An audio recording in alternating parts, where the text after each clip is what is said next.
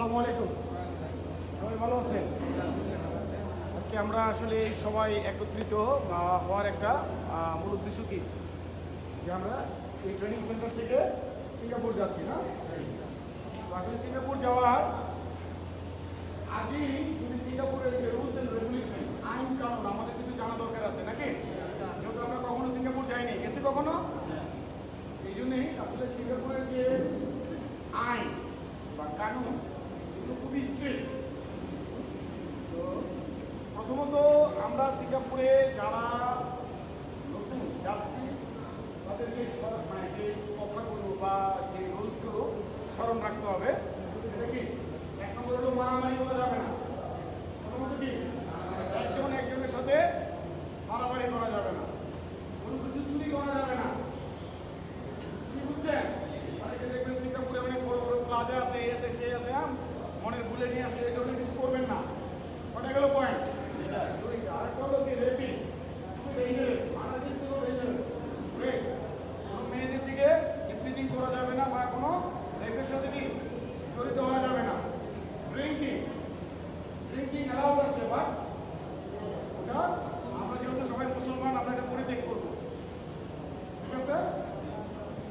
বিশেষ করে যদি এই চারটা বিষয় আপনারা ইয়ে করেন, নিজেকে সংযোগ রাখেন, তাহলে ইনশাল্লাহ দীর্ঘদিন সিঙ্গাপুর থাকতে পারেন।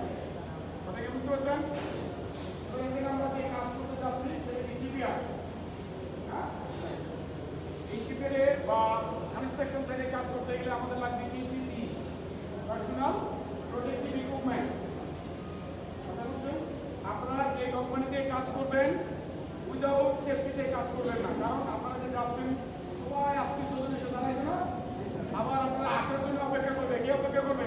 বাবা মা ভাই বোন স্ত্রী আছে, সবাই করবে না? তাহলে আমরা কি এখন সুষ্ঠুভাবে যাব, আবার সুষ্ঠুভাবে আবার দেশে ফিরবো? আমাদের এই প্রতিজ্ঞা রাখতে হবে। আর এই প্রতিজ্ঞাকে কি সফল করতে হলে আমাদের কি লাগবে? সেফটি, নিরাপত্তা, ঠিক আছে? এই জন্য আমরা যখন যেখানে যে কাজই করবো না কেন আমাদের কি করতে হবে? সেফটি মোতাবেক কাজ করতে হবে, মনে থাকবে?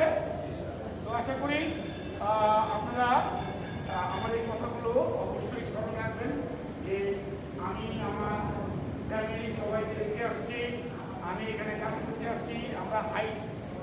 আমরা যে কাজ করবো এগুলো খুবই ডেঞ্জারাস কাজ। সিঙ্গাপুরে কি লোকালি যত কাজই করি সব জায়গায় হ্যাজার্ড, বিপজ্জনক।